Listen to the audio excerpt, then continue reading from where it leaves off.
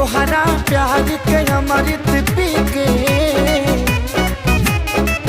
हम तोहरा प्यार के अमृत पी के जन्म जन्म ला कर जाती। हम तोहरा प्यार के अमृत पी के जन्म जन्म ला कर जाती।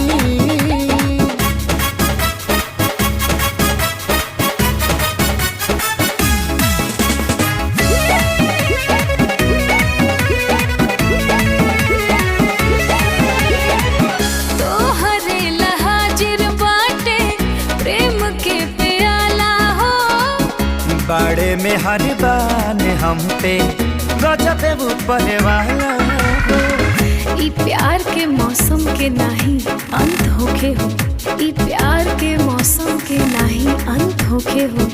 जीवन में अपना हर दिन बसंत होके